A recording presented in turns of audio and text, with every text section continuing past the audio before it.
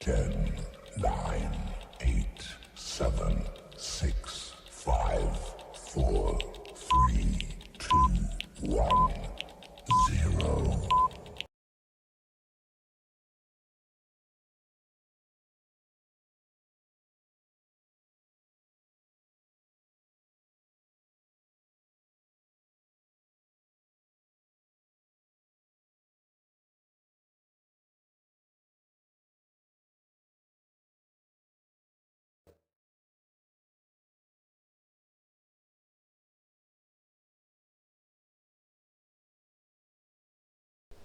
Capital gain.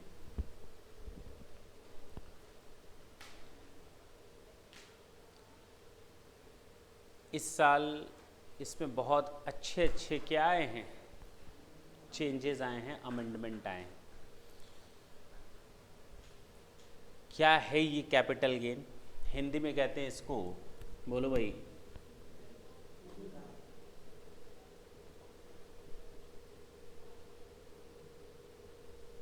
Capital gain, पूंजीगत लाभ। हम लोगों ने सैलरी देखा, हाउस प्रॉपर्टी देखा, बिजनेस और प्रोफेशन की इनकम देखी। अब हम लोग देखने जा रहे हैं fourth head of income, that is known as capital gain. क्या है ये कैपिटल गेन, कब अराइज होता है? क्योंकि जितनी भी एसएससी की इनकम होती है 5 हेड्स में बांटी जाती है। कितने हेड्स में? Salary, house property, PGBP, capital gain, and जो बचा खुचा रहा जो इन चारों में नहीं गया वो किस में जाएगा? अदर सोर्सेज में। कैपिटल गेन कब चार्ज किया जाता है? जब हम लोगों ने सैलरी पढ़ा तो उसका चार्जिंग सेक्शन था सेक्शन 15। जब हाउस प्रॉपर्टी की स्टडी की तो उस समय उसका चार्जिंग सेक्शन था सेक्शन 22। जब हम लोगों ने पीजीबीपी की स्टडी की तो उस समय उसका चार्जिंग सेक्शन था सेक्शन 28। आज जब हम लोग कैपिटल गेन स्टार्ट करेंगे, इसका चार्जिंग सेक्शन होगा सेक्शन 45।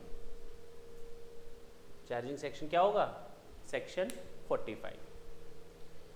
सेक्शन 45 क्या है?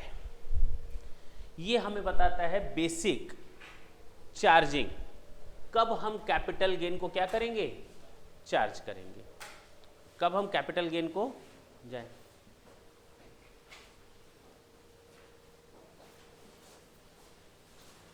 कब हम कैपिटल गेन को क्या करेंगे? चार्ज करेंगे। सेक्शन 45 दो लाइन की डेफिनेशन बोलता है। क्या बोलता है? दो लाइन की डेफिनेशन। एनी प्रॉफिट और गेन की बात है, अराइजिंग फ्रॉम,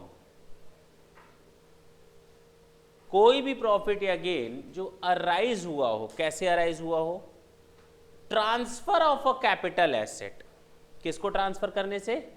कैपिटल एसेट को।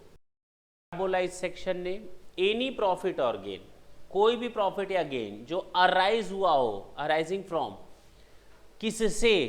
ट्रांसफर से। किसको ट्रांसफर से? कैपिटल एसेट को ट्रांसफर से। कहां चार्जेबल होगा? किस हेड में चार्जेबल टू टैक्स होगा? Under the head capital gain. किस साल? जिस साल ऐसा ट्रांसफर हुआ हो तो गया, हो गया सेक्शन 45। एनी प्रॉफिट और gain arising from transfer of a capital asset shall be charged to tax under the head capital gain in the same previous year in which the transfer took place। दो लाइनों की charging section. Any profit और gain arising from transfer of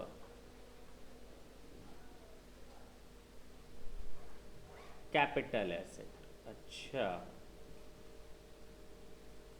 shall be charged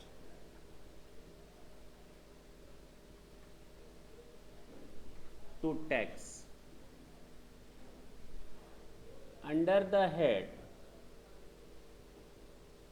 capital gain in the same previous year in which transfer took place या taken place, जो लिख लो। This is your section 45। फिर से प्रॉब्लम आई, sir आप profit और गेन की बात कर रहे हैं, क्या लॉस कवर होंगे क्या इसमें? क्या लॉस कवर होंगे? हाँ हाँ, प्रॉफिट का मतलब positive profit as well as negative profit, gain का मतलब positive gain as well as negative gain. पक्की बात है ना? तो हम यहां प्लस एंड माइनस दोनों की बात करेंगे, positive profit negative profit, positive gain negative gain, दोनों की बात की जाएगी। क्लियर है? बोलो। पहली चीज, arising from transfer, arising from transfer. Transfer की डेफिनेशन हम लोग देखेंगे सेक्शन 2 सबसेक्शन 47 में। किसमें? Section 2 subsection 47। और कैपिटल एसेट को हम लोग डिफाइन करेंगे सेक्शन 2 सबसेक्शन 14 में। क्लियर? एक चीज तो क्लियर हो गई सर जी, क्या? कि कैपिटल गेन होने के लिए दो कंडीशंस का होना जरूरी है। कैपिटल गेन होने के लिए दो कंडीशंस का होना जरूरी है।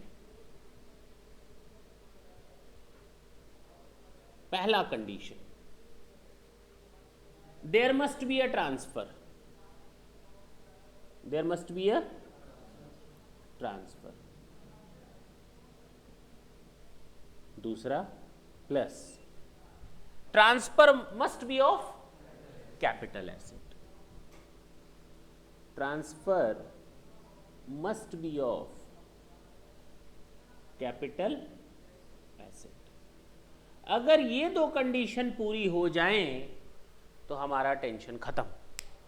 कोई भी ऐसा ट्रांसफर जो किसी कैपिटल एसेट का हुआ हो वो कैपिटल गेन हेड में आएगा। सोचना बंद कर देना कि आएगा या नहीं आएगा। दो प्री रिक्विजिट्स हैं, पहला there must be a transfer and transfer must be of a capital asset. There must be a capital asset and capital asset must be transferred. बोल सकते हो ना? नहीं बोल सकते? ये दो कंडीशन से याद रखना। अगर ये दोनों कंडीशंस मैच कर गई तो आपका कैपिटल गेन अराइज हो गया, ऑटोमेटिकली अराइज हो गया। क्लियर है? क्या बोलेंगे अब सेक्शन 45 में? एनी प्रॉफिट और gain arising from transfer of a capital asset shall be charged to tax under the head PGBP. अच्छा, capital gain shall be charged to tax under the head capital gain in the other years in which the transfer took, अच्छा, in the same previous year in which the transfer took place। नहीं समझ में आई बात? कितना simple है। हटा सकते हैं इसको, नोट करें तुरंत। सेक्शन 45,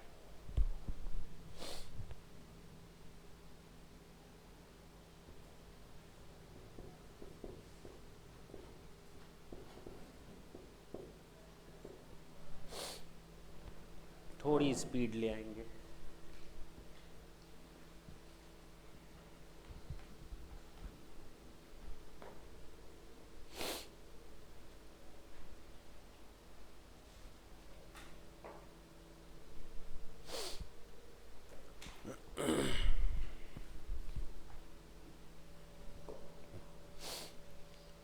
हटाए? पक्का? सोच लो। अब अगर हम इन दोनों के बारे में जान जाएं, किनके बारे में, तो हम लोग की टेंशन खत्म। हम लोग को तो ये मालूम ही नहीं है कि ट्रांसफर का मतलब क्या है। सर ट्रांसफर का मतलब बेचना, ट्रांसफर का मतलब सेल करना। दिमाग से निकाल दो। अगर केवल सेल होता तो लिखा रहता there must be a sale. बोलो ना, क्या वर्ड लिखा है? देयर मस्ट बी अ, और उसको डिफाइन किया गया है बेसिकली सेक्शन 247 में। Now for the purpose of knowing the word transfer, we have to refer section 247. In the same way, only by knowing the word capital asset, it is not the complete thing. We have to refer section 2 subsection 14 to know it completely. हमको ये देखना पड़ेगा section 214 में capital asset को बोला क्या है, section 247 को बोला क्या है. जब कैपिटल एसेट और ट्रांसफर दोनों वर्ड मेरे क्लियर हो जाएंगे तो हमें पता चल जाएगा कि कैपिटल गेन किन चीजों पर अराइज होता है. पक्की बात है ना.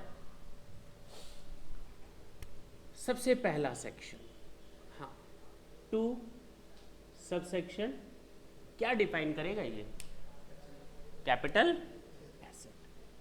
पहले तो हम ये जान लें कैपिटल एसेट होती क्या है.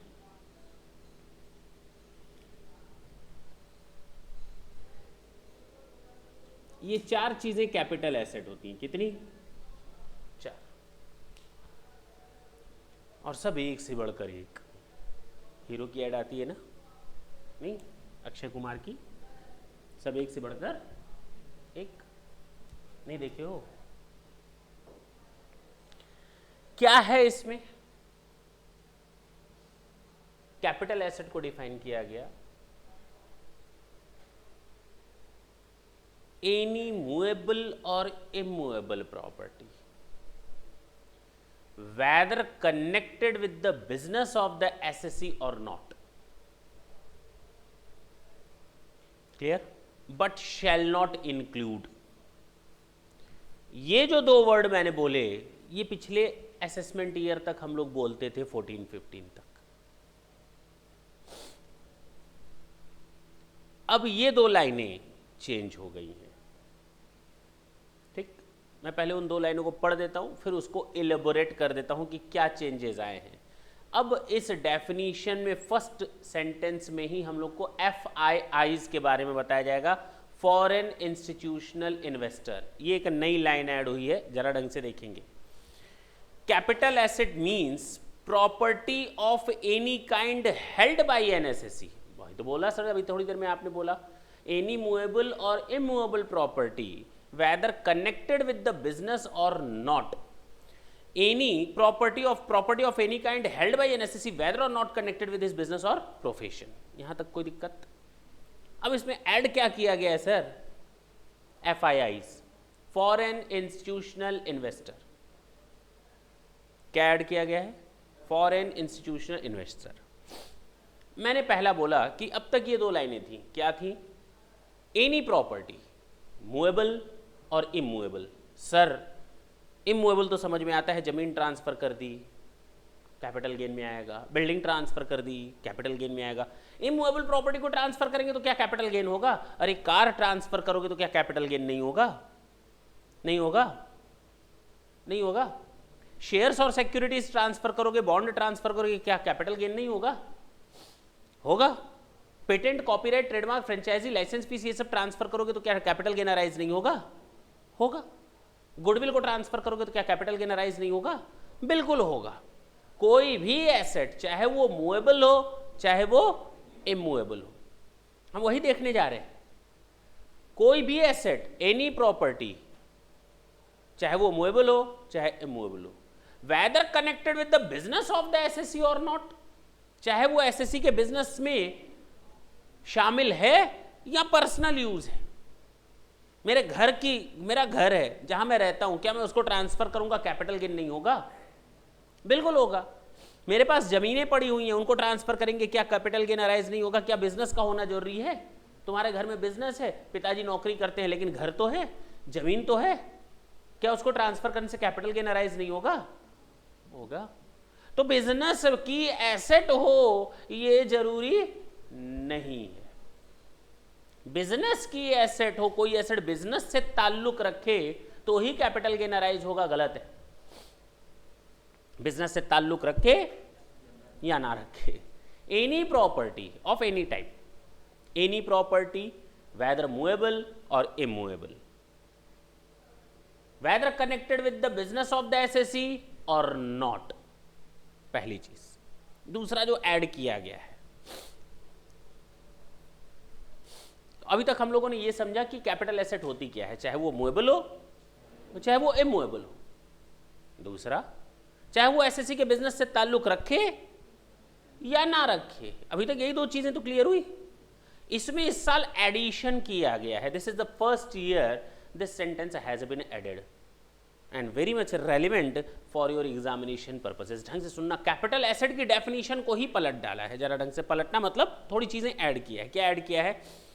Any security held by a foreign institutional investor. क्या बोला मैंने? Any security held by a foreign institutional investor as per the SEBI rules, that's it, as per the guidelines issued by SEBI. SEBI का मतलब सभी, क्यों नहीं, सेबी का मतलब होता है securities exchange board of India, जो शेयरों को खरीदने और बेचने के लिए अथॉरिटी है। कोई भी कंपनी लिस्टेड हो, कोई भी कंपनी हो, वो सेबी के यहाँ लिस्ट करवाएगी अपने शेयरों को, तभी वो स्टॉक मार्केट में अपने शेयरों को खरीदे और बेचने के लिए अथराइज्ड होती है। आप बॉम्बे स्टॉक एक्सचेंज में अपने शेयर जाकर रख दें, बेचेंगे, अरे कोई दुकान थोड़ी है कि लगाई और बेच दिया, ठीक है ना? तो वही है FIIs। FIIs का मतलब होता है फॉरेन इंस्टीट्यूशनल इन्वेस्टर। ये FII, फॉरेन इंस्टीट्यूशनल इन्वेस्टर, ठीक। सर हमें मतलब बताइए, क्या ये कैपिटल एसेट होती है? हाँ, FIIs के हाथ में अगर कोई सिक्योरिटी है, FIIs के हाथ में अगर कोई सिक्योरिटी है तो वो कैपिटल एसेट है। अलग से लाने की क्या जरूरत पड़ी, ये बाद में डिस्कस करेंगे, तुम लोग का अभी ये मैटर नहीं है। फिलहाल दो चीज़ें कैपिटल एसेट हैं, अब दो चीज़ें अलग अलग बांट दी गई। पहले ऐसा कुछ नहीं था, पहले केवल था एनी प्रॉपर्टी मूवेबल और immovable whether connected with the business of the assessee और नॉट। दूसरा जो इस साल से लाया गया है, सिक्योरिटीज हेल्ड बाय हुम, बोलो ना, FIIs, फॉरेन इंस्टीट्यूशनल इन्वेस्टर्स। याद रहेगा कि भूल जाओगे? Any security held by a foreign institutional investor which has invested in such securities in accordance with the regulations made by SEBI. That's it.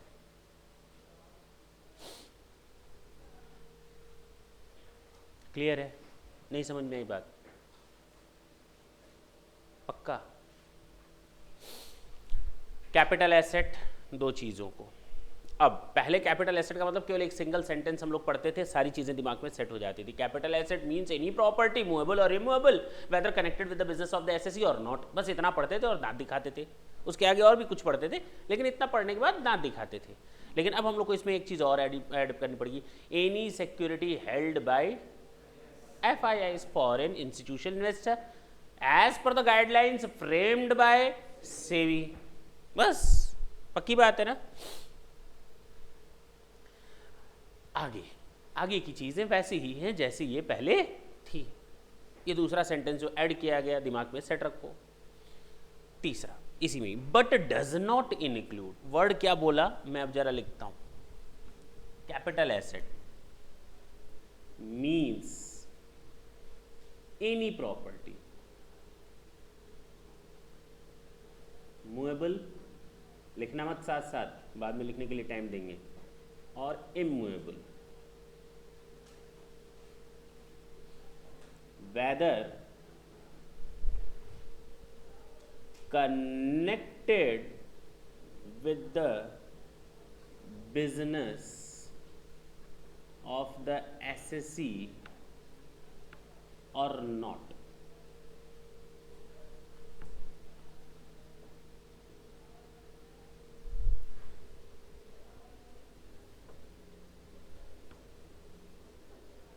means capital asset means securities held by FIIs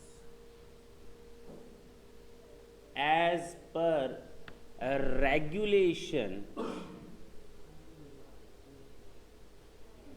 which has been invested as per the regulation made by SEBI। तो वो थोड़ा short में लिख रहा हूं मैं, detail ना समझना।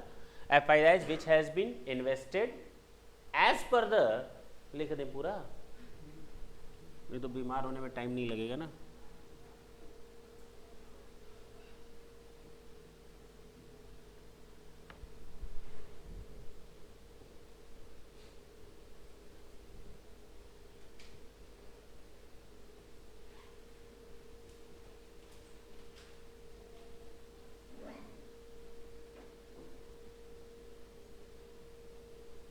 अब इसके आगे इन दो सेंटेंस को लिखने के बाद कैपिटल एसेट का मतलब ये, कैपिटल एसेट का मतलब ये, but does not include, okay, इतना नोट करो तो मैं आगे बताऊं।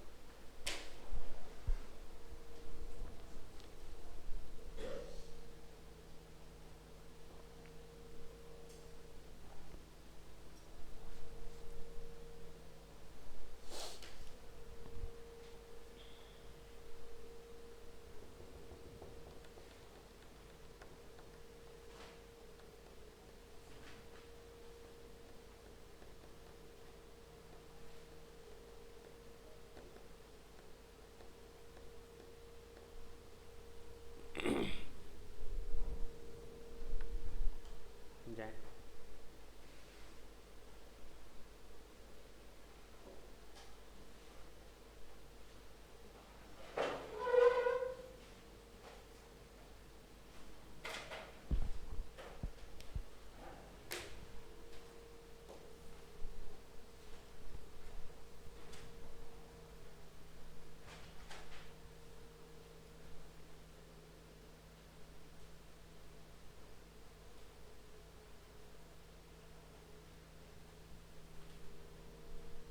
बोलो भाई, हो गया?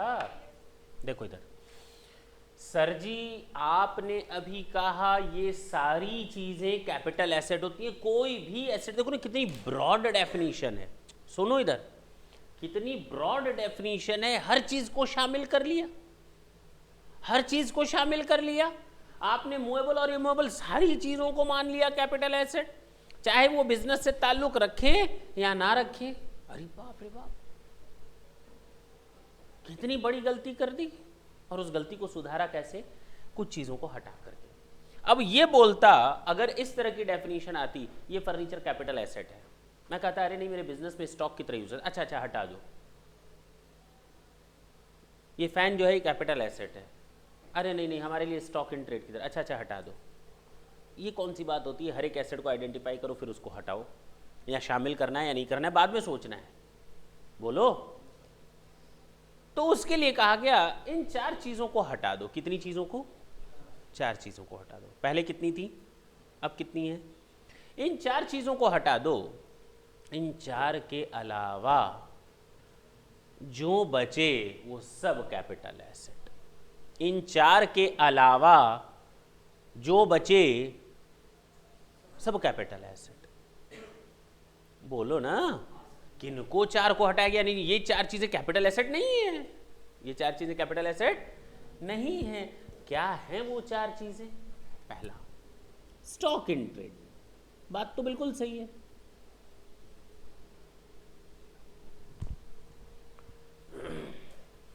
बात तो बिल्कुल सही है।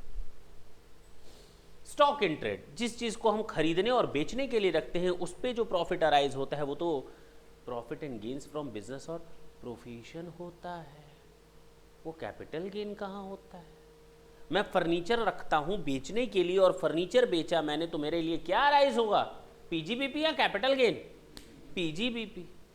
कहाँ जा रहे हो कैपिटल गेन में? तो स्टॉक इन ट्रेड को अगर आप ट्रांसफर करोगे, that is not to be treated as capital gain, it will be chargeable to tax under the head PGBP. अब चाहे वो स्टॉक ऑफ रॉ मटेरियल हो, स्टॉक ऑफ फिनिश्ड गुड्स हो, चाहे वो स्टॉक ऑफ डब्ल्यूआईपी हो, चाहे वो कंज्यूमेबल स्टोर्स हो, सारी चीजें हमारी शामिल होंगी किसमें? स्टॉक इन ट्रेड में, और वो पीजीबीपी में टैक्सेबल होगा। लेकिन लेकिन लेकिन लेकिन लेकिन ये नई चीज आई है, कोई भी सिक्योरिटी जो हेल्ड करेगा एफआईआईज, वो क्या माना जाएगा? चाहे भले ही वो स्टॉक इन ट्रेड की तरह क्यों ना हो।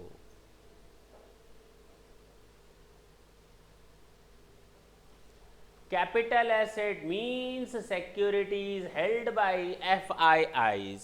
सिक्योरिटी हेल्ड किया है कोई फॉरेन इंस्टीट्यूशनल इन्वेस्टर ने, सिक्योरिटी हेल्ड किया है किसी फॉरेन इंस्टीट्यूशनल इन्वेस्टर ने, तो उसको तो हमने पहले ही बोल दिया है वो कैपिटल एसेट है। अब उसको हटा क्यों रहे, उसको नहीं हटाएंगे। Not to include be above, बोलो। इसको छोड़ करके स्टॉक इन ट्रेड जो कुछ भी होगा सब माफ, वो सब पीजीबीपी में। इस सिक्योरिटी को छोड़ करके बाकी जितने भी स्टॉक इन ट्रेड हैं वो सब पीजीबीपी में टैक्सेबल होंगे। इस सिक्योरिटी को छोड़ करके जो FII ने हेल्ड किया है, इसको छोड़ करके जितना भी स्टॉक इन ट्रेड है वो सब क्या है, कैपिटल गेन में नहीं आएगा, वो कहाँ जाएगा, पीजीबीपी में। अब क्लियर है? फिर से मैं बोलता हूँ, capital asset means any property movable और immovable whether connected with the business of the SSE और not are capital asset. Second, capital asset means any security held by FIIs as per the rules framed by SEBI in this behalf। clear है? are capital asset। तो securities held by FIIs are capital asset either in the form of asset or in the form of stock in trade।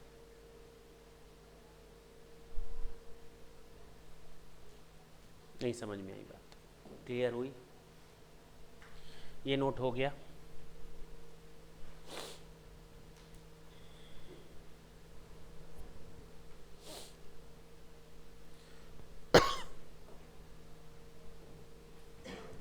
Sir जी एक चीज तो समझ में आ गई, stock in trade. मेरे घर में फ्रिज पड़ी हुई है ना? अगर मैं उस फ्रिज को बेच दूं तो क्या कैपिटल गेन अराइज होगा? क्यों? अगर तुम लोगों से कहा जाए तो अभी का जवाब होगा हाँ। कार को अगर मैं ट्रांसफर करूं मेरे घर पे जो पड़ी है, चाहे वो मेरे बिजनेस से ताल्लुक रखे या ना रखे, क्या वो कैपिटल एसेट है? अभी का तुम लोग का जवाब होगा हाँ। लेकिन हटाया गया, ये कैपिटल एसेट नहीं होंगी।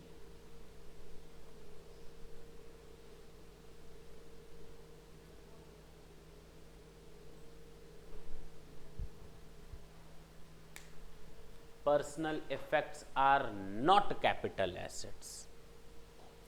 पर्सनल इफेक्ट्स को हम कैपिटल एसेट नहीं बोलेंगे। पक्का? क्या है ये पर्सनल इफेक्ट? मेरे पहनने के कपड़े, अब ये नहीं कि जो मैंने पहना हुआ है, मेरे घर के ड्रॉर में जो अलमारी में रखे हुए हैं वो भी मेरे क्या हैं, पर्सनल इफेक्ट्स हैं। जो तुम लोगों ने पहन रखा है वो भी तुम लोग के क्या है, पर्सनल इफेक्ट्स हैं। बर्तन, खाना नहीं, बर्तन, वो क्या होते हैं, पर्सनल इफेक्ट।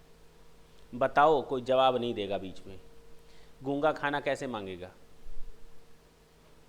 बोलो भाई, बताओ ना, शर्माने वाली क्या बात है? थोड़ी रहा है उसमें। हाँ अच्छा, ऐसे मांगेगा, ऐसे ऐसे करके। और गूंगा कैंची कैसे मांगेगा? जल्दी बोलो।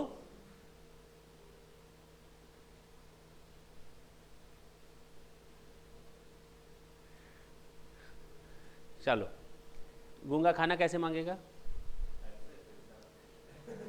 ऐसे ऐसे। और बहरा कैंची कैसे मांगेगा? जल्दी बोलो। ऐसे ऐसे। बहरा अरे बहरा मुंह से गूंगा थोड़ी है, वो तो बोल करके मांगेगा ना कि कैंची दो, करा ऐसे ऐसे मांगेगा। आज पहले भूल गए थे, दिमाग से नहीं, मुंह से गलत निकल गया था। लेकिन तब भी फंस गया बेचारा। ये क्वेश्चन पता नहीं क्यों लोग जल्दी सही जवाब नहीं दे पाते। गूंगा खाना कैसे मांगेगा? ऐसे ऐसे। बहरा कैंची कैसे मांगेगा? ऐसे ऐसे। अरे बहरा गूंगा थोड़ी, वो तो बोल करके मांगेगा, माई कैंची दो।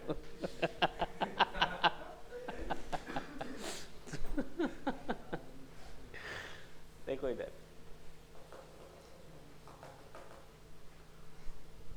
पर्सनल इफेक्ट, जो खाने के बर्तन होते हैं, जो खाने के बर्तन होते हैं वो आपके पर्सनल इफेक्ट्स होते हैं।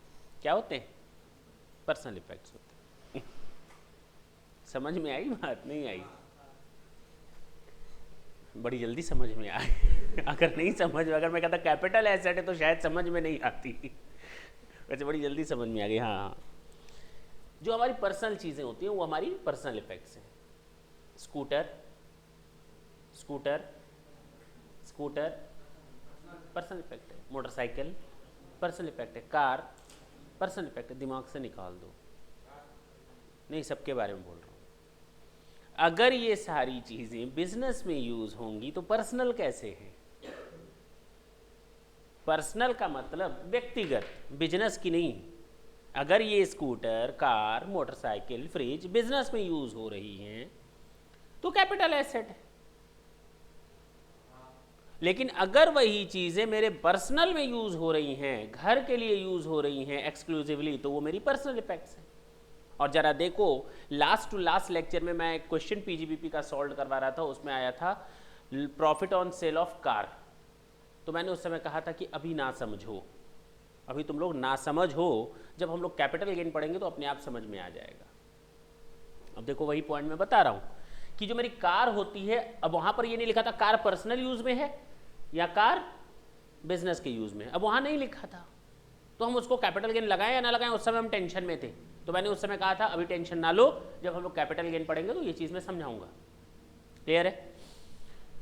जो हमारी कार है अगर मेरे घर में यूज होती है पर्सनली तो पर्सनल इफेक्ट है, और उसको ट्रांसफर करने पर हमारा कैपिटल गेन अराइज नहीं होगा क्योंकि वो कैपिटल एसेट नहीं होती। क्लियर?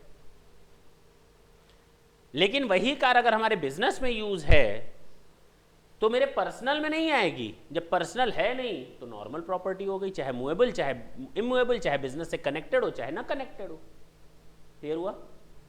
अब अगर मैं बोलूं दो चीजें शामिल नहीं हुई, पहला स्टॉक इन ट्रेड, इसको छोड़कर, बी को छोड़कर, दूसरा मैंने बोला पर्सनल इफेक्ट। पर्सनल इफेक्ट में सारी पर्सनल चीजें आएंगी, लेकिन इन को छोड़कर। अरे फिर क्लियर करिए, ढंग से देखना। पर्सनल इफेक्ट में ये चीज़ें आई, कौन सी चीज़ें? जो मेरे पर्सनल यूज़ होती हैं। खाने के कपड़े नहीं, खाने के बर्तन और पहनने के कपड़े। क्यों? खाने के कपड़े, खाने के बर्तन और पहनने के कपड़े, ये सारी चीज़ें, कार, स्कूटर, मोटरसाइकिल जो पर्सनल यूज़ होती हैं वो सारी हमारी, चाहे मैं यूज़ करूं चाहे मेरा कोई फैमिली मेंबर यूज़ करे, चाहे मैं यूज़ करूं चाहे मेरा कोई फैमिली मेंबर यूज़ करे, वो मेरी पर्सनल इफेक्ट्स हैं और उसको ट्रांसफर करने पर कोई कैपिटल गेन अराइज नहीं होगा। ये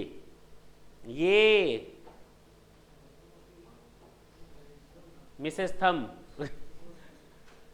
थम का मतलब अंगूठा, तो मिसेस थम मतलब अंगूठी। बोलो,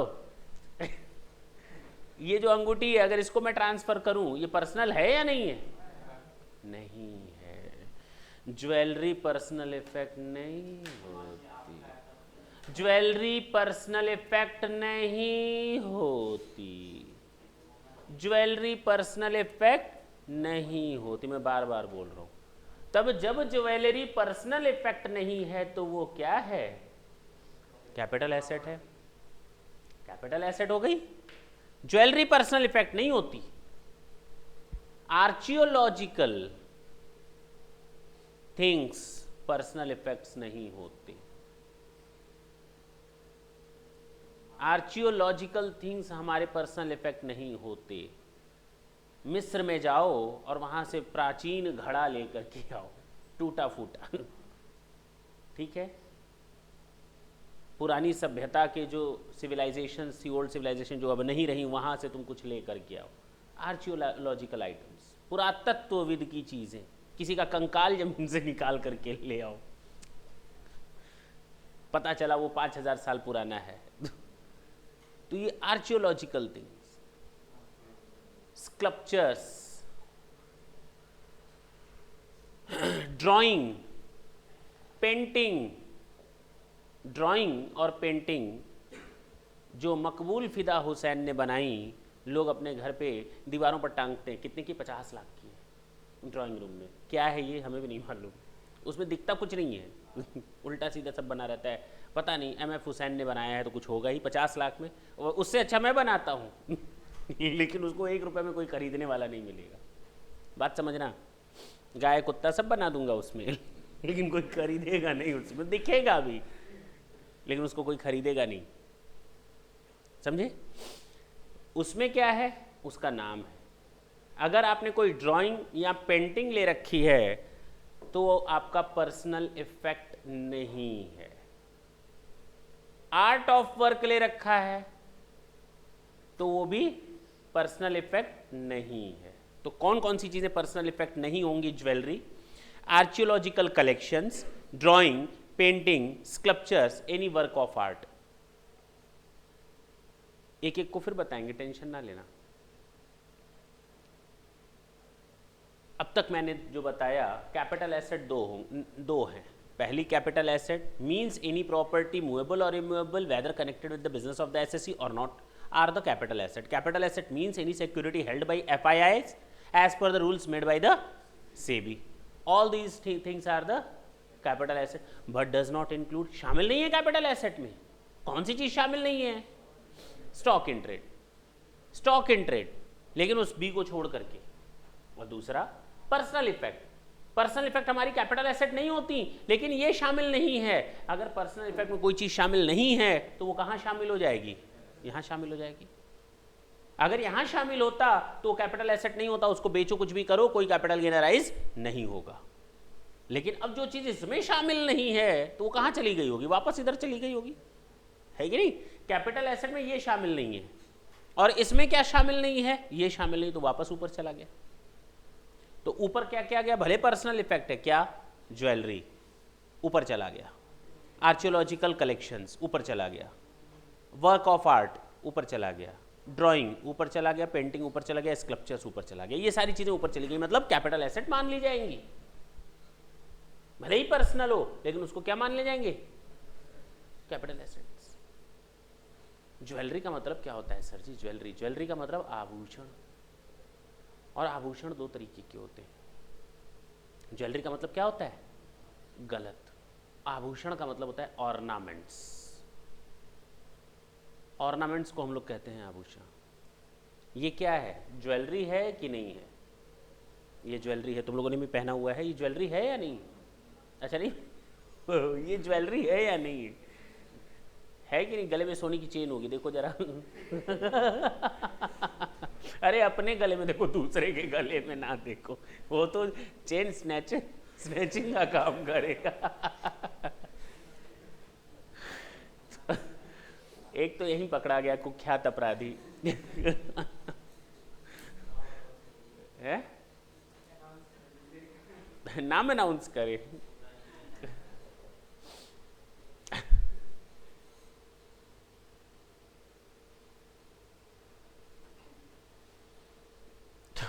जो चेन है, ये सारी चीजें, ये ऑर्नामेंट्स हैं तो ज्वेलरी ही, लेकिन वो ऑर्नामेंट्स हैं। ज्वेलरी दो तरह की होती है। तुम लोग ज्वेलरी पहनते हो या नहीं? ज्वेलरी पहनते हो या नहीं? अरे मतलब घर के लोग ही पहनते हो कि नहीं? अगर तुम ज्वेलरी पहनते हो तो ये लो सोने की ईंट पहन के दिखाओ गोल्ड ब्रिक्स जो होती हैं, बड़े बड़े बिस्किट्स होते हैं, पत्थर मतलब वो बड़े साइज के, उसको क्या लगा करके घूमते हो ऐसे ऐसे करके, वो ऑर्नामेंट्स है। उल्टा बोल रहा है इंसान। ज्वेलरी में सब चीजें शामिल हो जाएंगी, चाहे वो ऑर्नामेंट्स के फॉर्म में हो, चाहे वो नॉन ऑर्नामेंट्स के फॉर्म में। जो हम लोग पहनते हैं वो ज्वेलरी होती है, जो तुम लगाते हो ना यहाँ पे, वो ज्वेलरी होती है। वो क्या होती है? वो ज्वेलरी है।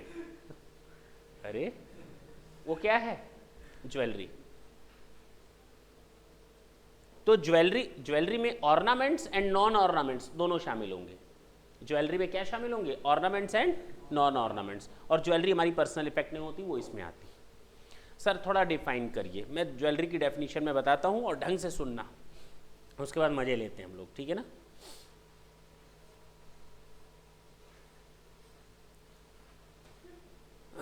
हाँ, ज्वेलरी इंक्लूड्स, पहला ऑर्नामेंट्स और दूसरा non ornaments. Ornaments made of gold, silver, platinum और एनी अदर प्रीशियस और सेमी प्रीशियस मेटल्स, धातु, कीमती धातु, लोहे की धातु नहीं, कीमती धातु, प्रीशियस मेटल और सेमी प्रीशियस मेटल। देखें, ऑर्नामेंट्स, कोई भी ऑर्नामेंट्स, आभूषण जो पहनते हैं हम लोग, ornaments made of gold, silver, platinum और एनी अदर प्रीशियस मेटल और एनी अलॉय कंटेनिंग, और any alloy, ALLOY, alloy containing one और more of such precious metal, यानी कई धातुओं से मिलकर के बनी हो।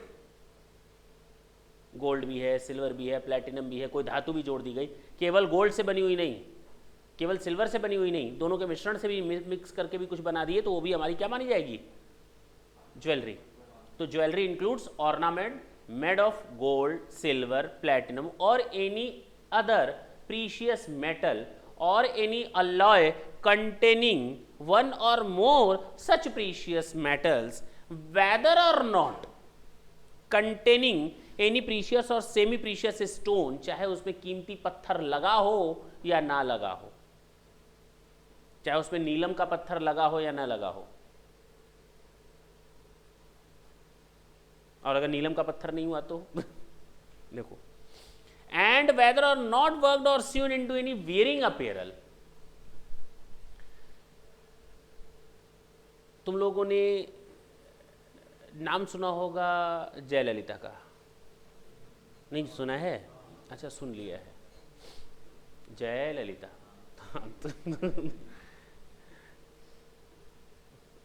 जयललिता कभी हीरोइन थी, मालूम है कि नहीं? मैं हीरोइन हूँ, थी ना, वो कभी हीरोइन थी। अब वो पॉलिटिक्स में आ गई, तमिलनाडु की चीफ मिनिस्टर बन गई, उनके ऊपर आरोप लगे करप्शन के। किस चीज़ के? करप्शन के। अब बोला क्या जाता है, अब एक्चुअल है या इमेजिनरी है, कि जब उनके यहाँ इनकम टैक्स का क्या पड़ा था, छापा, रेड, सैंडल मिले थे, हजारों साड़ियाँ मिली थी। अब देखो, सोने चांदी की चीज़ें मिली थी। ये जो तुम लोग जिस चेयर पर बैठे हो ना, जिस टेबल पर बैठे हो, उसके नीचे यहाँ पर सोने की जरी है, देखो जरा, देखो मत, मजाक कर रहा हूँ। अगर वो सोने की यहाँ पर वो पॉलिश की हुई है, गोल्ड की, सिल्वर की, तो ये फिर फर्नीचर नहीं है, ये ज्वेलरी है। ये फर्नीचर नहीं है, क्या है? ज्वेलरी। अगर इस फैन में नीचे जो डिज़ाइन लगा दी मैंने, डायमंड की लगा दी, तो वो फैन नहीं है, वो ज्वेलरी है। समझे मेरी बात? जो गिलास होते हैं, ग्लासेस, उनका जो बेस होता है, वो बेस हमने सोने और चांदी का बनवा दिया, तो वो ग्लास नहीं है, वो ज्वेलरी है। अब ये मत कहना वो मेरे खाने और पीने के बर्तन ना, अब आप ज्वेलरी में खाते हो और पीते हो, ठीक है ना? जूते का जो नीचे का सोल होता है, उसको मैंने सोने का बनवा दिया। अब चलेंगे, कट आवाज आएगी और घिसता जाएगा, तो वो बताओ, वो अब जूता नहीं है, वो ज्वेलरी है।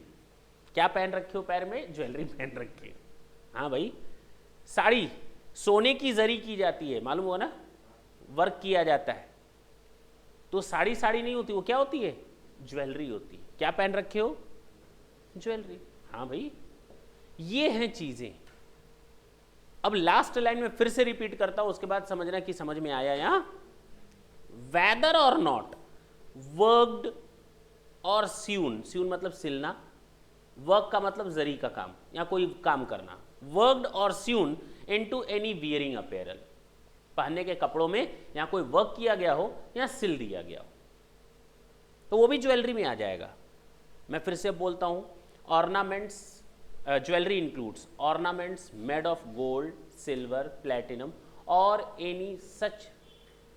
एनी अदर प्रीशियस मेटल और any one of alloy containing one or more of such precious metals, whether or not whether or not worked or sewn into any wearing apparel, or whether or not containing precious और semi precious stone, चाहे उसमें कीमती धातु पत्थर लगे हों या ना लगे हों। ठीक है ना, यहाँ तक क्लियर है। ये ज्वेलरी की पहली डेफिनेशन है। ऑर्नामेंट्स, अब नॉन ऑर्नामेंट्स की बात करते हैं।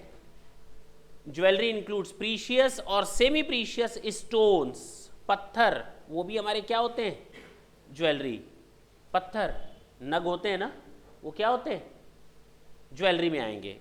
प्रीशियस और सेमी प्रीशियस स्टोन वेदर और not set in any furniture, whether और not set in any furniture, चाहे उसको किसी फर्नीचर के साथ जोड़ दिया गया हो या ना जोड़ा गया हो, चाहे उसको किसी बर्तन के साथ जोड़ा गया हो या ना जोड़ा गया हो, या किसी सामान के साथ उसको जोड़ दिया गया हो, चाहे वो वियरिंग अपैरल हो या ना हो, तो वो भी हमारी ज्वेलरी ही मानी जाएगी। तो jewellery includes two things, first ornaments made of gold, silver, platinum or such any other precious or semi precious metals, or any alloy containing one or more precious metals, whether or not worked or sewn into any wearing apparel or not, whether or not containing any precious or semi precious stone। Clear है, चाहे उसमें कोई धातु कोई पत्थर लगा हो या ना लगा हो। दूसरा ऑर्नामेंट्स छोड़ दो, दूसरा अदर प्रीशियस और सेमी प्रीशियस स्टोन, ऑर्नामेंट्स को छोड़ दो। अब किसकी बात करो, प्रीशियस और सेमी प्रीशियस स्टोन वेदर और not set in any furniture, utensils और एनी अदर आर्टिकल, और वर्कड और स्यून इनटू एनी वियरिंग अपैरल। अब क्लियर है। इन टोटालिटी अगर ज्वेलरी मान ली जाएगी, किसको, अगर ज्वेलरी किसी गोल्ड, सिल्वर, किसी कीमती धातु या पत्थर से बनी हुई है तो, ठीक, चाहे किसी कपड़े में जोड़ दी गई हो, चाहे किसी बर्तन में सेट कर दी गई, वो क्या मान ली जाएगी, ज्वेलरी। ज्वेलरी मान ली जाएगी अगर कोई पत्थर या सेमी प्रीशियस स्टोन किस में वर्क कर दिया गया हो, कपड़ों में या किसी बर्तन में या फर्नीचर में, तो भी हम उसको क्या मान लेंगे, ज्वेलरी। अब क्लियर है। तो सारी ज्वेलरी यहां से निकालो और कहां ले जाओ, यहां ले जाओ। अब तक मैंने दो ही चीजें बताई। पहला, स्टॉक इन ट्रेड हमारा कैपिटल एसेट नहीं होता, इसको छोड़ करके, क्योंकि इससे जो ट्रांसफर करने पर अराइज होगा प्रॉफिट, वो कहाँ टैक्सेबल होगा, पीजीबीपी में। पर्सनल इफेक्ट, दो चीजें इसमें से मैंने हटाई। पहला, painting, drawing, jewellery. Clear.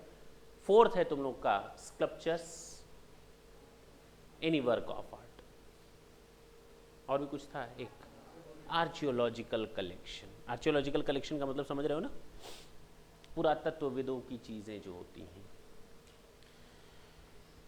FIIs का क्या मतलब है, ये हो गया।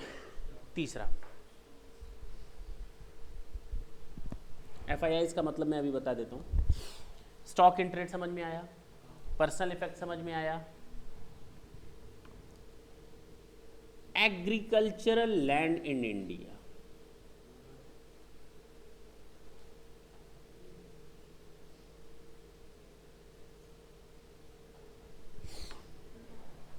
Agricultural land in India. Rural urban में बाद में डिफाइन करूंगा, अभी मैं इसको डिफाइन भी नहीं कर रहा। Agricultural land in India,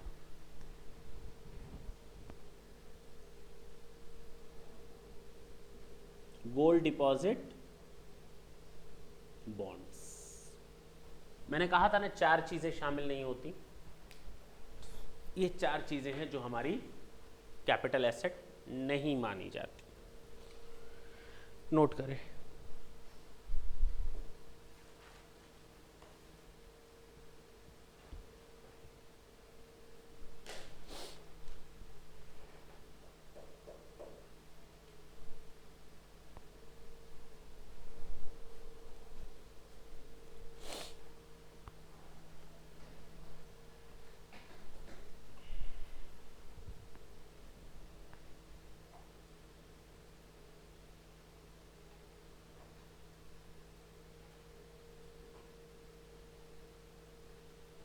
sir ये चीज़ें तो समझ में आ गई।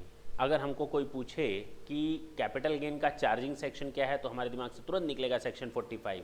Section 45 is the charging section of the capital gain.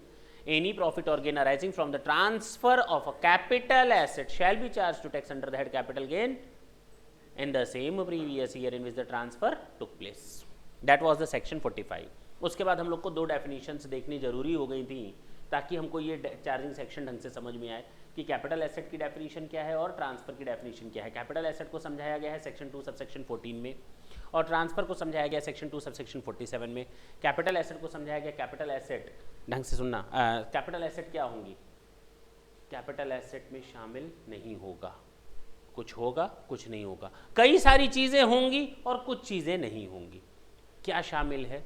Any property. Capital asset means any property, movable और immovable, whether connected with the business of the SSE or not. दूसरा securities held by FIIs as per the rules made by SEBI but does not include ये चार चीज़ें. पहला agricultural land, दूसरा gold deposit bond, तीसरा stock in trade B को छोड़ करके, एंड लास्ट है तुम्हारा पर्सनल इफेक्ट. और पर्सनल इफेक्ट में भी ये चीज़ें शामिल नहीं हैं, इसका मतलब वो कैपिटल एसेट की डेफिनेशन में शामिल हैं. कौन सी चीज़ें पर्सनल इफेक्ट में शामिल नहीं है? ज्वेलरी शामिल नहीं है, चाहे किसी भी तरह से हो, वो हम लोगों ने देख लिया. आर्कियोलॉजिकल कलेक्शन वो हमारा पर्सनल इफेक्ट में नहीं आएगा. Drawing and painting, work of art और स्कल्पचर्स, ये सारी चीज़ें हमारी किस में नहीं आएंगी? पर्सनल इफेक्ट में. यानी ये सारी चीज़ें कहाँ चली जाएंगी? नेक्स्ट क्लास में सुनना हम ये डिफाइन करेंगे, स्टार्टिंग यहीं से करेंगे एग्रीकल्चरल लैंड को. लेकिन आज चूंकि इसको डिफाइन करने में टाइम लगेगा, अच्छा खासा टाइम लगेगा, तो बात आधे में रह जाएगी. तो एग्रीकल्चरल लैंड को हम डिफाइन करेंगे कब? नेक्स्ट क्लास में. कोई दिक्कत नहीं है. अभी जो हम डिफाइन करेंगे दैट इज सेक्शन 247. ट्रांसफर, किसकी definition? Transfer.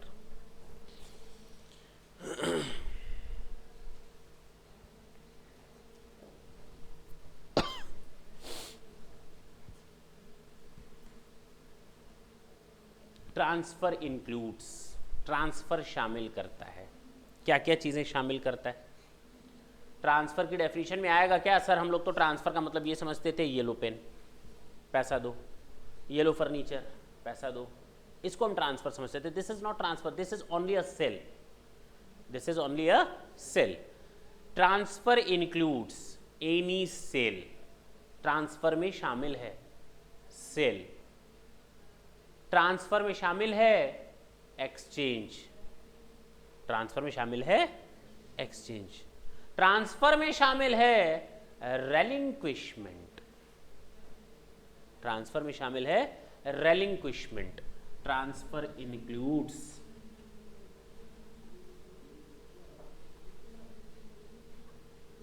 Number 1 any sale, exchange और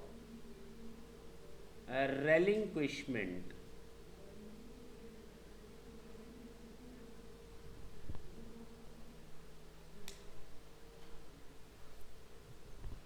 सर ये तो नया वर्ड आ गया, रेलिंक्विशमेंट का मतलब तो हम लोग को नहीं मालूम. रेलिंक्विशमेंट का मतलब होता है अबेंडन और गिव अप, छोड़ देना. कई देखो तो रास्ते से गुजरते हो तो कई घरों पर बाहर लिखा रहता है अबंडेंड, यानी छोड़ा हुआ घर, यानी खतरे की घंटी. इसका मतलब नहीं भूतहा है इसका मतलब वो कभी भी गिर सकता है, इतना पुराना हो चुका है, उसको हम कहते हैं अबंडेंड. क्लियर है? वो भी ट्रांसफर है. अगर मैंने किसी चीज़ को छोड़ दिया तो वो भी क्या है? ट्रांसफर है. Transfer includes transfer includes sale, exchange और relinquishment of any capital asset.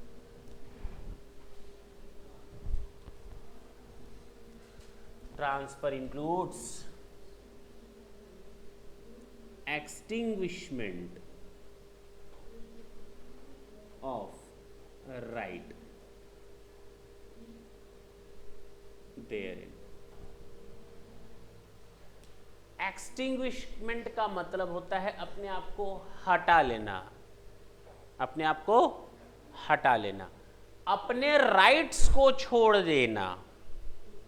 Extinguishment का मतलब होता है राइट्स को छोड़ देना। तुम्हारे पास मेरी कंपनी के शेयर्स हैं, 100 रुपये मांगना था, 60 रुपये तुमने दिए, 40 रुपीज़ अभी भी तुमको देने हैं, नहीं दिए तुमने, मैंने तुम्हारी शेयर्स छीन लिए, फॉरफीट कर लिए, तो तुम्हारा राइट क्या हो गया? ख़त्म हो गया। तो एक्सटिंग्विशमेंट ऑफ राइट देयरिन, अब आप उस पर अपना क्लेम नहीं कर सकते।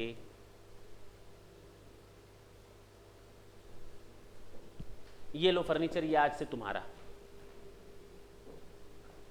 ये फर्नीचर आज से तुम्हारा।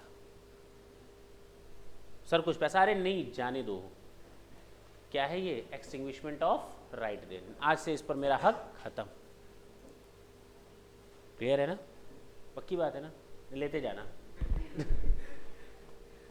एनी सेल, एक्सचेंज और relinquishment, extinguishment of right therein. Third, conversion of capital asset into what? Stock in trade. Conversion of capital asset into stock in trade. अगर हम किसी कैपिटल एसेट को कन्वर्ट करते हैं किसमें? स्टॉक इन ट्रेड में, तो वो यहां आएगा। बोलो कितनी चीजें देखी अब तक? पहला सेल, एक्सचेंज और relinquishment. Second, extinguishment of right therein. Third, conversion of a capital asset into stock in trade. अगर मेरे पास 10 लाख रुपए का स्टॉक पड़ा हुआ है, ढंग से सुनना, इंपॉर्टेंट चीज है, इसको मैंने अपने स्टॉक मतलब लैंड, मैंने इसको अपने एसेट्स में कन्वर्ट कर लिया। मैंने कहा अब मैं जमीन खरीदने बेचने का काम नहीं करूंगा, अब ये मेरी पर्सनल एसेट हो गई। जितनी ज़मीनें बची हुई थी मेरे प्रॉपर्टी डीलिंग के काम में, क्योंकि पहले ज़मीन जो थी मेरे लिए स्टॉक थी, अब वो मैंने क्या मान लिया? एसेट मान लिया, कन्वर्ट कर दिया। और इसकी मार्केट वैल्यू कितनी है? 20 लाख। बताओ कैपिटल गेन अराइज होगा या नहीं? अरे कैपिटल एसेट है और ट्रांसफर हुआ है। ट्रांसफर मतलब conversion of capital asset into stock in trade. तो क्या ये कैपिटल गेन अराइज नहीं होगा? नहीं होगा। पूछो ना, पूछो क्यों? कैपिटल एसेट स्टॉक में कन्वर्ट नहीं हुई है, स्टॉक कैपिटल एसेट में कन्वर्ट हुआ है। अंतर समझना। कैपिटल एसेट अगर स्टॉक में कन्वर्ट होगी तब तो ट्रांसफर है। कैपिटल एसेट अगर स्टॉक में ट्रांसफर हुई है तो ट्रांसफर है। लेकिन जब कैपिटल एसेट ट्रांसफर ही नहीं हो रही है तो उसको कैपिटल गेन में क्यों ले आओगे? अरे स्टॉक ट्रांसफर हो रहा है, स्टॉक इन ट्रेड तो होता ही नहीं कैपिटल एसेट। अभी तो मैंने बताया है, तुम लोग को कैपिटल एसेट की डेफिनेशन से हटाया है। Capital asset doesn't include what? Stock in trade.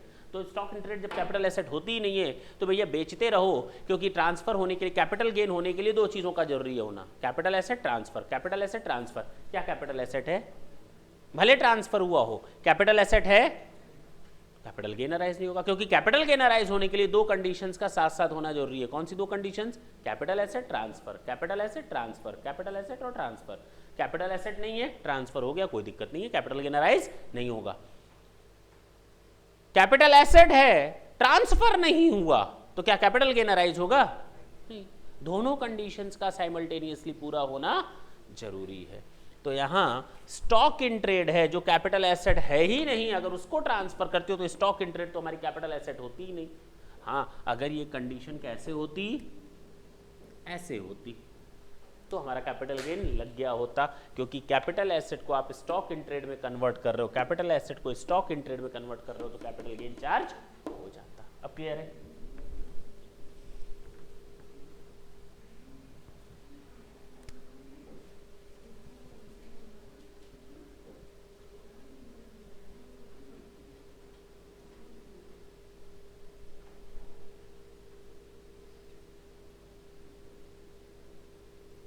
जमीनों को गवर्नमेंट ने जबरदस्ती एक्वायर कर लिया, जबरदस्ती कंपल्सरली एक्वायर किया गवर्नमेंट ने।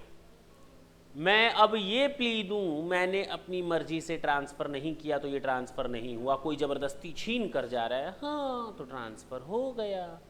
अगर कंपल्सरी एक्विजिशन हुआ है किसी कैपिटल एसेट का तो वो भी ट्रांसफ़र मान लिया जाएगा। आपका ये प्ली कि मेरी मन मर्जी के मुताबिक और होशो हवास में नहीं हुआ, वो आप नहीं कर सकते। क्लियर है? पक्की बात है? तो compulsory acquisition under any law in force. Clear?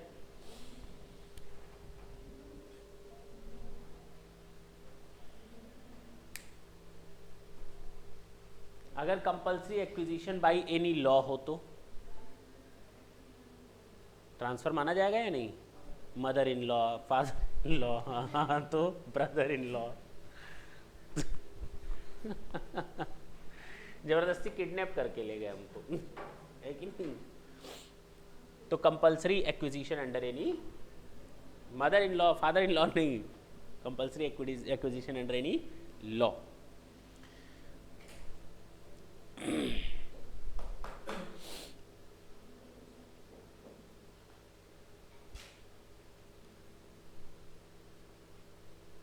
यहां तक किसी को कोई दिक्कत हो तो बोलो। Maturity of zero coupon bond याद आया? कुछ बताया था? हाँ, जब हम लोग सेक्शन 36 पीजीबीपी में पढ़ रहे थे तो मैंने वहां बोला था discount on issue of zero coupon bond. Deep discount bond वहां शामिल नहीं था, discount on issue of zero coupon bond. आज हम जीरो कूपन बॉन्ड को ही देख रहे हैं, वहाँ डिस्काउंट को राइट ऑफ करने की बात हो रही थी। यहाँ पर maturity of zero coupon bond, जो जीरो कूपन बॉन्ड हमने आपको दिया है उसको आज हम ले करके आपको आपका पैसा वापस लौटा रहे हैं, तो वो भी क्या है? ट्रांसफ़र है। वो भी क्या है? ट्रांसफ़र है। क्यों है? बाद में देखा जाएगा, अभी हम लोग डिटेल में तो जान नहीं रहे, हर चीज़ को केवल एक गो थ्रू कर रहे हैं। Maturity of zero coupon bond clear है यहाँ तक? तो maturity of zero coupon bond is also a case of transfer. आप ये नहीं कह सकते कि ये ट्रांसफर नहीं है। ठीक? क्यों? लॉजिक बाद में।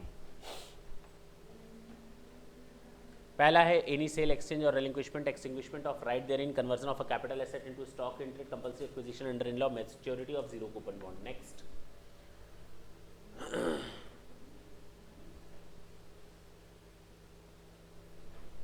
हमने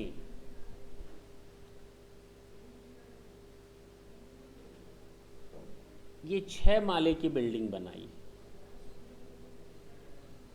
मैंने तुमसे ये 6 माला, कितना है? 5 मंजिला इमारत बनवाई तुमसे, और तुमने कहा था कि सर जी हमें आप 1 करोड़ दे देना। ठीक है ना? मैंने तुम्हें 4.5 करोड़ दे दिए और तुमसे कहा कि ये लास्ट वाला माला हमसे फ्री में ले लो। कितने का है वो? 50 लाख का। और तुम भी हंसते गाते ऊपर चले गए। ऊपर नहीं, इधर ऊपर चले गए। ठीक है ना? बताओ ये ट्रांसफर हुआ या नहीं? हो गया। बिल्डिंग किसके नाम से है? मैंने तुम्हें केवल क्या दे दी इस घर की? चाबी। हाँ, और तुम चाबी लेकर गए, दरवाजा खोले, तुम्हारे नाम से बिल्डिंग हो गई। क्या ये जरूरी है क्या हम घर को रजिस्टर करवाएं अपने नाम से?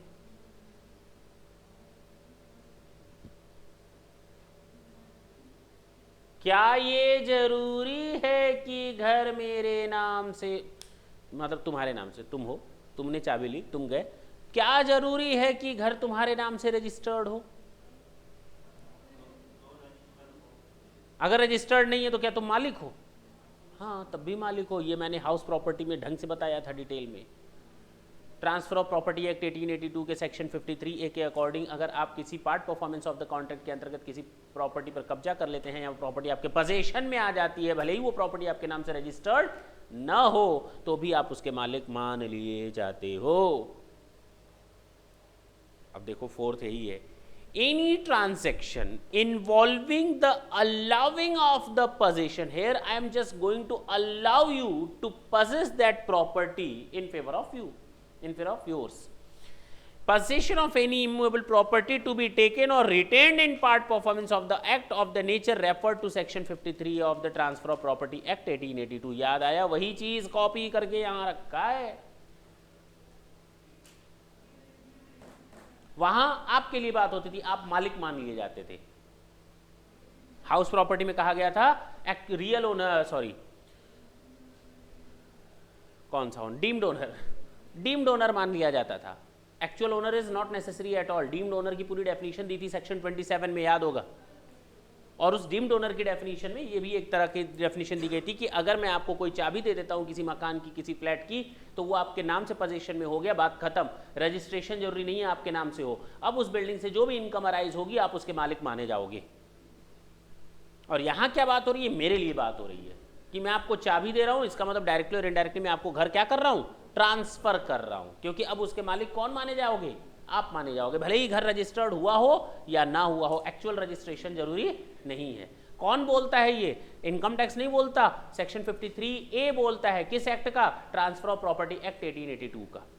तो ट्रांसफर ऑफ प्रॉपर्टी एक्ट 1882 के सेक्शन 53A के अकॉर्डिंग ओनरशिप होने के लिए जरूरी नहीं कि रजिस्ट्रेशन हमारे नाम से हुआ हो। बोलो, नहीं, नहीं समझ में आया? याद आया वो सेक्शन? उधर किसके लिए बात की गई थी? तुम्हारे लिए बात की गई थी, क्योंकि चाबी लेकर तुम गए थे, दरवाजा खोले थे। अब उस घर से जो भी इनकम होगी तुम्हारी होगी और इनकम फ्रॉम हाउस प्रॉपर्टी में टैक्सेबल होगी। ये नहीं कह सकते कि कमाया तो तुमने लेकिन टैक्स मुझ पर लगेगा, क्योंकि ओनरशिप तुम्हारी मान ली जाएगी, डीम्ड ओनरशिप। ओनरशिप कब मानी जाएगी? क्योंकि यहां से एसेट क्या हुई? ट्रांसफर हुई। तो ट्रांसफर में है ना, वो यहां ट्रांसफर की डेफिनेशन में लिखा हुआ है। अब मेरे लिए लिखा हुआ है कि आपने ये एसेट क्या कर दी? ट्रांसफर कर दी, क्योंकि अलाउ कर दिया मैंने आपको उस घर का पोजीशन, उस प्रॉपर्टी का possession, as per the section 53 of the transfer of property act 1882। याद आया होगा? लास्ट, इस सेक्शन का लास्ट पॉइंट, तो यहां पर मैं शॉर्ट में लिख दे रहा हूं, section 53A of transfer of property act 1882। Clear है? 7,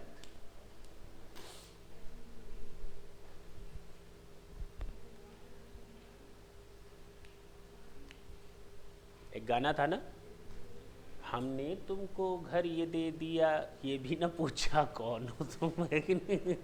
तो वही घर दे दिया। 7th चले, गाना सेट हो गया ना? तो हम लोग तेज आदमी हैं। लास्ट सही है, गलत गाना था।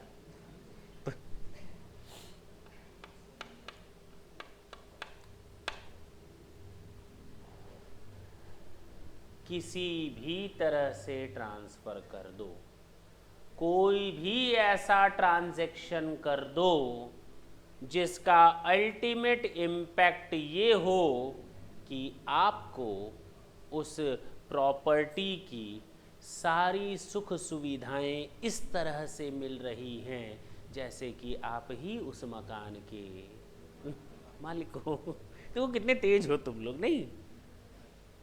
कोई भी ऐसा ट्रांजैक्शन जो इसमें कवर ना होता हो, कोई भी ऐसा ट्रांजैक्शन जो अल्टीमेटली आपको इस लायक बना दे नालायकों जो आपको इस लायक बना दे कि आप उस प्रॉपर्टी को ऐसे ट्रीट करते हो जैसे कि वो आपकी अपनी प्रॉपर्टी है, तो वो भी ट्रांसफर मान लिया जाएगा। कोई भी ऐसा ट्रांजैक्शन, देखो एनी ट्रांजैक्शन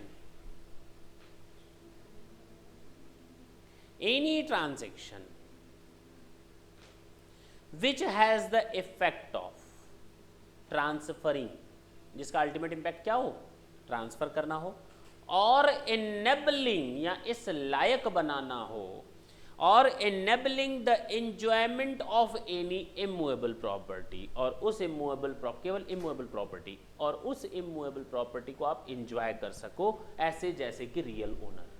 कोई भी ऐसा ट्रांजैक्शन जिसका अल्टीमेट इंपैक्ट क्या हो, ट्रांसफर, और enabling the enjoyment of that property. आप यहाँ आपको इस लायक बना दे कि आप उस प्रॉपर्टी को एंटरटेन या एंजॉय कर सके। कैसे सर, कैसे? हमें वो कारण भी तो बताइए, वो रीज़न भी तो पता हो कि कैसे कोई प्रॉपर्टी को एंटरटेन या एंजॉय कर सकता है। नींद आ रही है आपको, पत्थर की ज़रूरत है, अच्छा अरे सॉरी पानी की ज़रूरत है कि नहीं? अगर हमारे लिए कहोगे तो पत्थर की ज़रूरत है, तुम्हारे लिए है कि पत्थर खाने से पहले पानी की ज़रूरत पूरी कर लो। देखो इधर,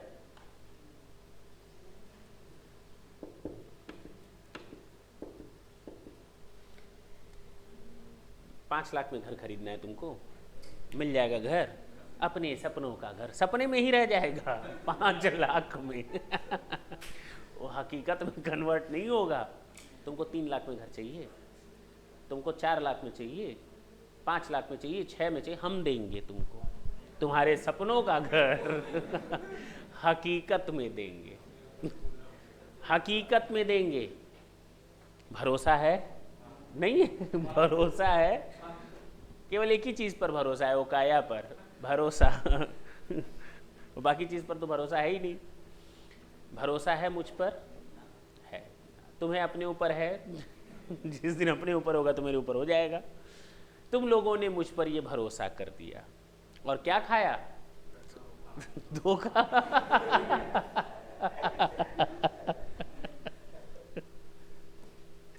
मिठाई, क्योंकि आपके घर हकीकत में मिल गए हमेशा धोखे की बात करोगे।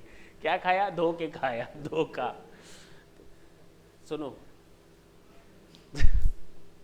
धो और खा धोखा।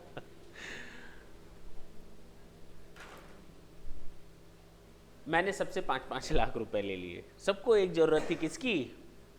सपनों के घर की। सबसे मैंने 5 लाख, 3 लाख, 6 लाख, 8 लाख ले लिया।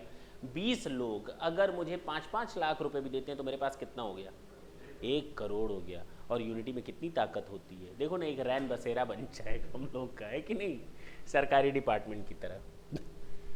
तो एक जमीन हम लोगों ने खरीद ली छोटी सी, और उस पर फ्लैट बना दिए छोटे छोटे, और 20 लोगों में बांट दिया। तुम लोगों ने मुझे पैसा दिया मेरे भरोसे पे नहीं, तुम लोगों ने कहा ऐसे हम नहीं देने वाले, हम लोग कोऑपरेटिव हाउसिंग सोसाइटी बनाएंगे जिसमें हम सब लोग मिलकर मेंबर रहेंगे, बैंक अकाउंट खोलेंगे। आप 3 लोग मिलकर के बैंक अकाउंट चलाना, ये चेयरमैन रहेगा, ये फलाना रहेगा, ये चौकीदार नहीं, ये रहेगा, ये रहेगा। ठीक है, तुम लोगों ने अपना अपना पोस्ट तय कर लिया और हम लोगों ने एक कोऑपरेटिव हाउसिंग सोसाइटी बना ली। ठीक है, तो ये कोऑपरेटिव हाउसिंग सोसाइटी बनी। पैसा गया मेरे नाम से नहीं दिया तुम लोगों ने, कोऑपरेटिव हाउसिंग सोसाइटी के नाम से बैंक में जमा करवाया। अब मेरे पास अकेले की ताकत नहीं कि मैं उस पैसे को निकलवा सकूं, हम 3 लोग मिलकर के ही निकलवा सकते हैं जब तक तीनों का साइन ना हो। देखो ना, भरोसा आया ना। और हम लोगों ने एक जमीन खरीदी, किसके नाम से? अपने नाम से ना, कोऑपरेटिव हाउसिंग सोसाइटी। बिल्डिंग बनाई किसके नाम से? अपने नाम से ना, कोऑपरेटिव हाउसिंग सोसाइटी। अब ये बिल्डिंग, जमीन किसके नाम से? Cooperative housing society. बिल्डिंग किसके नाम से? कोऑपरेटिव। चलो, कोऑपरेटिव हाउसिंग सोसाइटी ने बनाकर हम लोगों ने एक कंपनी बना ली। कंपनी में तुम लोगों ने पैसा दिया, किसके नाम से? मेरे नाम से ना, कंपनी के नाम से। पैसा निकलेगा, जमीन खरीदी जाएगी, किसके नाम से? मेरे नाम से ना, कंपनी के नाम से। बिल्डिंग बनेगी किसके नाम से? कंपनी के नाम से। उसके बाद तुम लोग लाइन लगा कर खड़ोगे, हमें हमारे घर की चाबी दो। मालिक हो तुम, तुम्हारे नाम से है? तुम्हारे नाम से है? नहीं है। है किसके नाम से? मेरे नाम से ना। किसके नाम से? या तो कंपनी के नाम से या कोऑपरेटिव हाउसिंग सोसाइटी के नाम से। अब क्या होगा? तुम लोग लाइन लगा कर खड़े हो गए, मैंने कहा ले तुमने कितना दिया था? 10 लाख दिया था, तेरा अधिकार नीचे वाले फ्लोर पे। तूने कितना दिया था? 2 लाख लिया था, चले जा सबसे कोने वाले में। बात समझना, सबको मैंने उनकी मेंबरशिप या शेयर राइट्स के अगेंस्ट घर अलॉट कर दिए। अलॉटमेंट हो गया घर का सारे मेंबर्स को, उनके उनके राइट्स के हिसाब से। अब बताओ, साल भर बाद जब टैक्स बनेगा किससे वसूलेंगे? तुम लोगों से या हमसे? तुम लोगों से ना। डीम्ड ओनर हो गए तुम लोग हाउस प्रॉपर्टी के अगेंस्ट। हाउस प्रॉपर्टी तुम लोग की मानी जाएगी। Actual position is important, actual registration is not important. मैं फिर से बोल रहा हूं, हाँ या ना? यहां पर भी वही हुआ। कोई भी ऐसा ट्रांसफर जो आपको इस लायक बना दे कि आप उस प्रॉपर्टी को अपनी प्रॉपर्टी की तरह एंजॉय कर सके, है कि नहीं है? पक्की बात, क्लियर है? बोलो भाई। तो हम जो अब आपको ये घर देंगे ये ट्रांसफर में आ जाएगा। हम जो अब आपको घर देंगे, कंपनी जो अब आपको घर देगी, वो किस में आ जाएगा? ठीक है ना? कोई कहीं दिक्कत हो तो बोल सकते हो। Capital gain section 45, any profit or gain arising from transfer of a capital asset shall be charged to tax under the head capital gain in the same previous year in which the transfer taken place or took place। दो मैंने transfer के दो मैंने definition कहीं की दिमाग में रखनी है, एक ट्रांसफर की डेफिनेशन, एक कैपिटल एसेट की डेफिनेशन। कैपिटल एसेट को सेक्शन 2 सबसेक्शन 14 में डिस्क्राइब यहाँ डिफाइन किया गया है। सेक्शन 214 कहता है capital asset means any property whether movable और immovable, whether connected with the business of the assessee और नॉट। दूसरा बताया गया capital asset means any security held by FIIs, that's it, but does not include, ये चार चीजें हटा दो। पर्सनल इफेक्ट, पर्सनल इफेक्ट में से हटाओ, यानी फिर से कैपिटल एसेट में ले जाओ। Jewellery, archaeological collections, art work, drawing, painting, sculptures. दूसरा पर्सनल इफेक्ट हटाने, पर्सनल इफेक्ट से हम लोगों ने क्या हटाया? इतनी चीजें हटाई। दूसरा पर्सनल इफेक्ट से हटाने के बाद दूसरा स्टॉक इन ट्रेड, तीसरा agricultural land, fourth gold deposit bond. ये चार चीजें हटा दो, दैट्स इट। उसके बाद सेक्शन 247 में हम लोगों ने देखा ट्रांसफर की definition. Transfer includes sale, exchange और relinquishment, extinguishment of right therein, conversion of a capital asset into stock in trade, compulsory acquisition under any law, maturity of zero coupon bonds, section 53 of transfer of property act 1882, और last बताया transferring any property which enables to other person to entertain or enjoy all the rights। clear है? पक्की बात है? समझ में आया? तो आज की क्लास बस इतनी, और घर जाकर के ये 3 सेक्शन तो बिल्कुल सेट करके आओगे दिमाग में। पहला कैपिटल एसेट का चार्जिंग, कैपिटल गेन का चार्जिंग सेक्शन, कैपिटल एसेट की डेफिनेशन और ट्रांसफ़र की डेफिनेशन। पक्की बात है ना? थैंक यू बच्चों।